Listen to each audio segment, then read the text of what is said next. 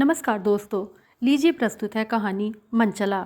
कहानी पसंद आए तो लाइक करें, शेयर करें और अगर आप पहली बार हमारे चैनल पर आए हैं तो सब्सक्राइब भी कर लें। इंद्राणी की मुस्कान पर मुस्कुराते हुए कपिल जब लाल बत्ती पर रुका तो वह कुछ गुनगुना रहा था। उम्र 50 भी हो तो क्या हुआ, मर्द हमेशा खुद को जवान महसूस करता है। कुछ सप्ताह पहले ही उसकी पदोन्नति भी हुई थी। सब कुछ रंगीन था। सर, सहसा एक मीठे स्वर ने उसका ध्यान आकर्षित किया। कपिल ने देखा, बिंदास और एक स्मार्ट लड़की उसे देख रही है। उसकी छवि और अदा में अच्छा आकर्षण था। अंदाजन वह 20-22 वर्ष की होगी। सर, क्या आप मुझे लिफ्ट देंगे? लड़की ने पूछा। लड़की अच्छी लगी और फिर कपिल का मूड भी अच्छा था, क्योंकि चलते समय ही उसका मन खुश हो गया था। उस समय वह अच्छे मूड में था, क्योंकि इंद्राणी की मुस्कान ने उसकी मुस्कान को दोहरा कर दिया था। मनपसंद नाश्ता हो और घर की मुर्गी मादक मुस्कान फेंक कर विदा करे तो हर मौसम रोमानी लगता है। 45 वर्ष की उम्र में भी इंद्राणी उर्फ नूमा खुद को इतना चुस्त दुरुस्त रखती कि कोई आसानी से भी अंदाज़ा नहीं लगा सकता कि वह 2 जवान बच्चों की माँ है। जब वह अपनी बेटी के साथ होती तो अक्सर लोग दोनों को किसी सौंदर्य साबुन के विज्ञापन का मॉडल कहते। अतः उसने पूछा, कहाँ जाना है? वैसे तो मैं साउथ दिल्ली जा रही हूँ। लड़की ने अपनी मीठी मुस्कान का लाभ उठाते हुए कहा। आप मुझे रास्ते में कहीं भी उतार दीजिए। बैठो। कपिल हंसा, पर मुझे ब्लैकमेल तो नहीं करोगी? लड़की हंस पड़ी। उसकी हंसी में मधुर खनखनाहट थी। उसने ध्यान से कपिल को देखा, मानो उसके चरित्र का मूल्यांकन कर रही हो। फिर बैठने के लिए पीछे का दरवाज़ा खोलने लगी। कपिल ने अपने पास का दरवाज़ा खोलते हुए कहा, पीछे नहीं, यहाँ बैठो। लोग मुझे कहीं तुम्हारा ड्राइवर न समझ बैठें।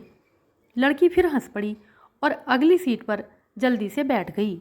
हरी बत्ती हो चुकी थी और पीछे वाले बेचैनी से हॉर्न पर हॉर्न बजा रहे थे। कपिल ने जल्दी से कार आगे बढ़ा दी। कपिल के दिमाग में बहुत सारी बातें एक साथ चल रही थी। कुछ दिनों पहले ही समाचार पत्रों में यौन अपराध संबंधी कई समाचार आए थे। साउथ दिल्ली और रोहिणी में कई लड़कियां धंधा करते रंगे हाथों पकड़ी गई थी। इनमें से अधिकतर लड़कियां शिक्षित व अच्छे घरों की थी। यही नहीं, एक तो 2-3 वर्ष पहले मिस इंडिया भी रह चुकी थी। कॉलेज की लड़कियों को फैशन या मादक द्रव्यों की आदत के कारण ऊपरी आमदनी के अतिरिक्त कमाई का आसान रास्ता और क्या हो सकता है। जब से फिल्म आस्था पर्दे पर आई है, तब से पता चला कि शादीशुदा औरतें भी मौका पाकर अपना जीवन स्तर ऊंचा करने के लिए देह व्यवहार करने लगी हैं। कपिल ने सोचा, तो क्या यह लड़की भी उनमें से एक है? क्या यह उपलब्ध है? क्यों न जानने की कोशिश की जाए। शारीरिक रिश्तों में विविधता का अपना अलग ही आकर्षण होता है।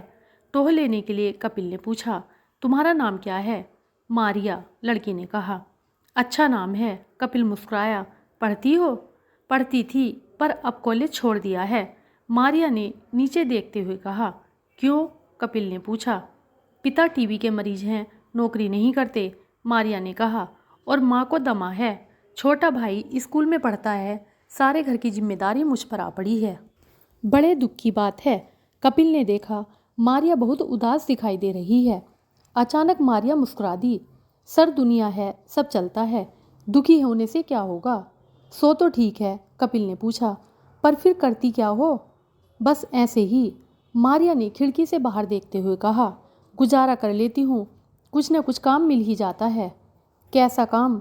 कपिल ने कुरेदा। सर, मारिया ने एक क्षण रुककर कपिल को देखा और धीरे से कहा, क्या आप 500 रुपये उधार देंगे? कपिल का अनुमान सही था कि वह लड़की उपलब्ध है। उसके जीवन में यह पहला अनुभव है। शरीर में फुरफुरी दौड़ गई। जो केवल पढ़ा और सुना था, वास्तविक बनकर सामने आ गया था। यह क्या तुम्हारी फीस है? कपिल ने पूछा। नहीं, 1000-2000 रुपये भी मिल जाते हैं, पर आज बहुत ज़रूरत है। 500 रुपये से काम चला लूँगी। राशन नहीं लूँगी तो खाना नहीं बनेगा। कपिल ने मारिया के शरीर पर नज़र दौड़ाई। जो कुछ देखा बहुत अच्छा लगा। फिर पूछा, कोई ठिकाना है क्या? है तो, मारिया ने कहा। साउथ दिल्ली में एक गेस्ट हाउस है, पर किराए के अतिरिक्त वहाँ के प्रबंधकों को कुछ अलग से देना पड़ता है। कपिल ने मन ही मन अनुमान लगाया कि ऐसे सौदों में क्रेडिट कार्ड से काम नहीं चलेगा। इस समय जेब में लगभग 1200 रुपये हैं। क्या इतना काफ़ी होगा? इससे पहले कि कपिल आगे पूछता, उसके मोबाइल की घंटी बज उठी। हेलो, उसने कहा। हाय पापा, बेटी मृदुला के स्वर में उत्साह था। हाय मेरी प्यारी गुड़िया, कपिल ने मुस्कुराकर पूछा। कैसे याद आ गई? अभी अभी तो घर से निकला हूँ। रुपया चाहिए तो माँ से ले लो। अरे नहीं पप्पा, मृदुला ने कहा। आपको याद दिला रही थी, मम्मा का जन्मदिन आ रहा है। एक सुंदर सा कार्ड और एक बहुत बढ़िया उपहार खरीदने चलना है। आज चलेंगे न? कपिल ने मारिया की ओर देखा। वह चुपचाप बैठी थी। बेटी मृदुला भी इतनी ही बड़ी होगी। अचानक एक अपराध बोध की भावना ने जन्म लिया। क्या वह जो करने जा रहा है उचित है? पापा, मृदुला ने बेसब्री से पूछा। सुन रहे हैं? हाँ सुन रहा हूँ गुड़िया रानी, कपिल ने उत्तर दिया। पर आज नहीं, कल चलेंगे। ठीक है, कपिल ने फ़ोन बंद कर दिया। कुछ देर तक कार चलती रही। दोनों चुप थे। सर, सहसा मारिया ने चुप्पी तोड़ी। आपने क्या सोचा? तुम्हारे गेस्ट हाउस वाले मैनेजर को कितना रुपया देना होगा? कपिल ने पूछा। मारिया से संबंध बनाने की इच्छा ने फिर जोर मारा। सोचा क्या उचित है और क्या अनुचित, बाद में देखा जाएगा। मारिया ने कहा। कुछ ज़्यादा रुपया नहीं लगेगा? फिर भी कपिल ने कहा। वहाँ पहुंचकर मूर्ख नहीं बनना है। वैसे जगह सुरक्षित तो है न? यह प्रश्न वह रोज़ सुनती थी और उत्तर उसने तोते की तरह रट रखा था। इससे पहले कि वह उत्तर देती, कपिल का मोबाइल फ़ोन फिर रिंग हुआ। हेलो, कपिल ने आहिस्ता से कहा। हाय, पत्नी नूमा का परिचित स्वर सुनाई दिया। हाय, कपिल ने पूछा। क्या कोई आदेश देना बाकी रह गया? एक अच्छी खबर है, नूमा ने पुलकित स्वर में कहा। सोचा तुम्हें दफ्तर पहुंचने से पहले ही सुना दूं। तुमसे अच्छी खबर की उम्मीद तो नहीं है? कपिल ने मंद मुस्कान से कहा। मुझे बहुत डर लगता है, नूमा ने कहा। बेशर्म कहीं के, बल्लू का फ़ोन अभी अभी आया था। बल्लू का? कपिल के स्वर में हर्ष और आश्चर्य का मिश्रण था। क्या कहा उसने?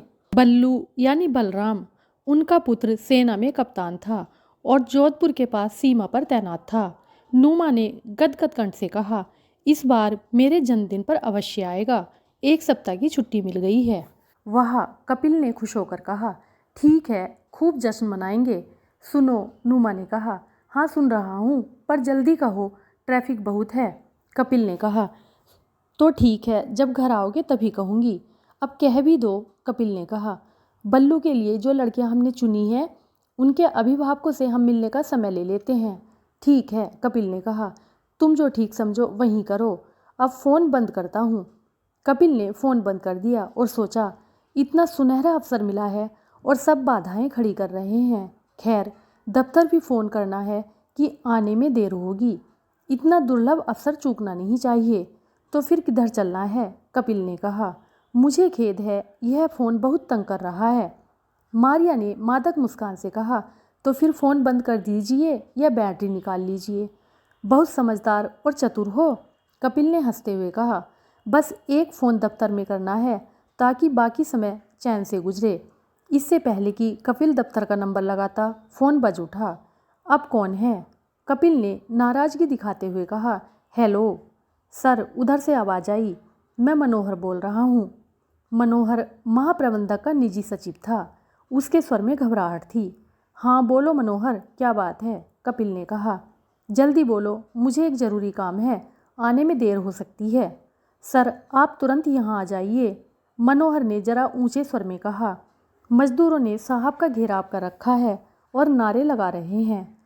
कपिल ने क्रोध से कहा। क्या सब कुछ आज ही होना है? ठीक है, मैं आ रहा हूँ। तुम पुलिस को सूचना दे दो, शायद ज़रूरत पड़ जाए। जी सर, मनोहर ने कहा। पर आप जल्दी से जल्दी आइए। कपिल ने खेदपूर्वक एक बार फिर मारिया को देखा और सोचा, क्या गजब की लड़की है। क्या फिर मुलाकात होगी? मुझे खेद है, कपिल ने सिर हिलाते हुए कहा। आज का मुहूर्त शायद ठीक नहीं है। तुम्हें कहाँ छोड़ दूँ? मारिया के चेहरे से कुछ पढ़ पाना कठिन था। न तो मायूसी का भाव था और न ही खेद का। उसने होले से कहा, यहीं उतार दीजिए।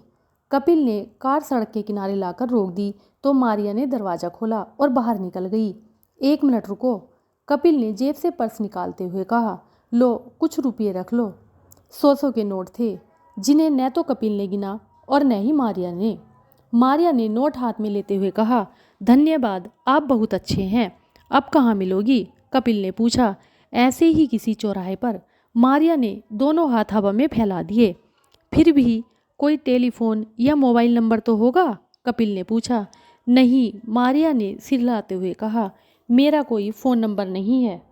हाँ, आप अपना नंबर दे दीजिए, मारिया ने शरारत भरी मुस्कान से कहा।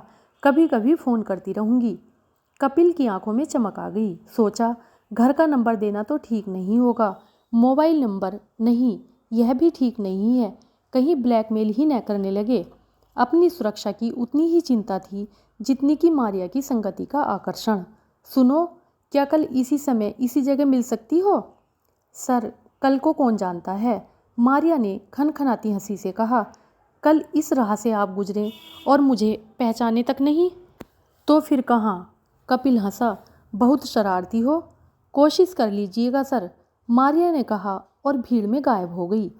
अगले 2-3 दिनों तक कपिल उसी जगह उसी समय बेकरारी से मारिया को ढूंढता रहा। अचानक अच्छा खासा पारिवारिक आदमी नए यौनाकर्षण का शिकार हो गया। दिमाग पर धुंध सी छा गई थी। चौथे दिन कुछ देर प्रतीक्षा के बाद, सर अच्छे तो हैं? एक नई खुशबू का झोंका आया। हाय, कपिल ने कहा। हाय, मारिया ने मुस्कुराकर कहा और बिना निमंत्रण के कार का दरवाज़ा खोलकर कपिल के पास बैठ गई। तुम्हारी माँ कैसी है? कपिल ने पूछा। छोड़िए सर, मारिया ने हाथ घुमाते हुए कहा, आप तो सब समझते हैं, अपनी बताइए क्या इरादा है? तुम्हारा गुलाम हूँ, कपिल ने रोमानी अंदाज में कहा। जहाँ चाहो ले चलो। आपको कोई डर तो नहीं है? मारिया ने पूछा।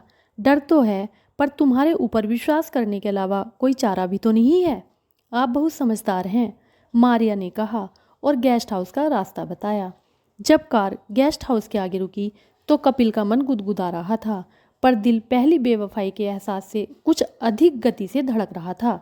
अंदर पहुंचकर मारिया ने एक आदमी से कुछ बातें की और फिर कपिल को एक कमरे में ले गई। ऐशो आराम का सारा सामान कमरे में मौजूद था। कपिल को सोफे पर बैठने का संकेत करते हुए मारिया ने फ्रिज का दरवाज़ा खोला और पूछा, बियर चलेगी? कपिल ने स्वीकृति में सिर हिलाया। मारिया ने 2 गिलासों में बियर डाली। चीयर्स, मारिया ने कहा। चीयर्स, कपिल मुस्कुराया। तभी उसी आदमी ने, जो बाहर था, भीतर प्रवेश किया। कपिल ने प्रश्नसूचक दृष्टि से उसे देखा। अपना पहचान पत्र दिखाइए, उसने आदेश दिया। पहचान पत्र?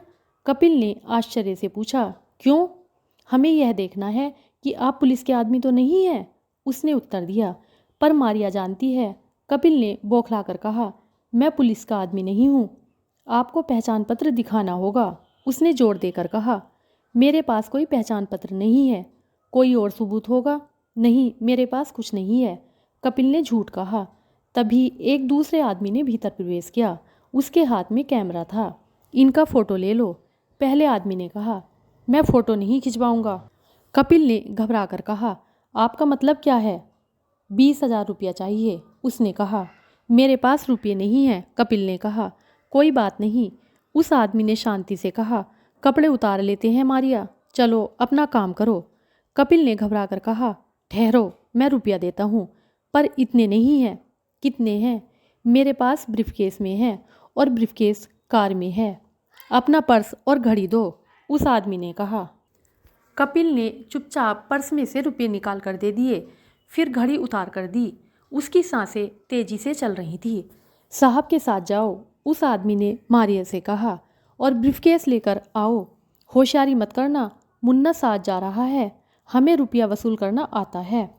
कपिल ने गहरी सांस लेकर उन्हें देखा और फिर चुपचाप बाहर आ गया। उसके पीछे मारिया और मुन्ना भी थे। कार के पास पहुंचकर कपिल ने चाबी से दरवाज़ा खोला और अंदर बैठ गया। पीछे की सीट पर रखे ब्रीफकेस की ओर देखा। इससे पहले कि वे कुछ करते, उसने कार स्टार्ट कर दी। मुन्ना ने कार रोकने के लिए आगे पैर बढ़ा दिया, पर कपिल ने फौरन गति बढ़ा दी। चलती कार ने मुन्ना को पीछे फेंक दिया। कुछ ही क्षणों में वह आंखों से ओझल हो गया। काफ़ी दूर पहुंचकर कपिल ने गहरी सांस ली कि क्षणिक कमजोरी कितनी यातना देती है। अब मैं कभी इस चक्कर में नहीं पड़ूंगा। शाम को जब वह घर पहुंचा तो ऐसा लग रहा था मानो कोई कैदी जेल से भाग कर आया हो। कभी भी पुलिस द्वार पर दस्तक दे सकती है। रात में जब घंटी बजी तो कपिल का दिल दहल गया। इतनी रात गए कौन होगा? इंद्राणी ने कहा। देखता हूँ, कपिल ने उठते हुए कहा। दिल तेजी से धड़क रहा था। घबराते हुए दरवाज़ा खोला तो देखा सामने बेटा बल्लू खड़ा है। अरे, कपिल ने उसे छाती से लगा लिया। ऐसे ही आता है, माँ ने गदगद कंठ से कहा। मुझे लग रहा था कि बल्लू ही होगा। सुबह नाश्ते की मेज पर कह कहे लग रहे थे। अचानक कपिल की निगाह समाचार पत्र पर गई। पहले पृष्ठ पर ही समाचार छपा था कि साउथ दिल्ली के एक गेस्ट हाउस में ब्लैकमेल करने व लूटने वाले एक गिरोह को गिरफ्तार किया गया। गिरोह में एक लड़की भी शरीक थी। कोई खास बात है क्या? पत्नी ने पूछा। कुछ नहीं, कपिल ने समाचार पत्र नीचे फेंकते हुए कहा। वही आम बातें। तो दोस्तों, उम्मीद करती हूँ ये वीडियो आपको पसंद आई होगी। धन्यवाद।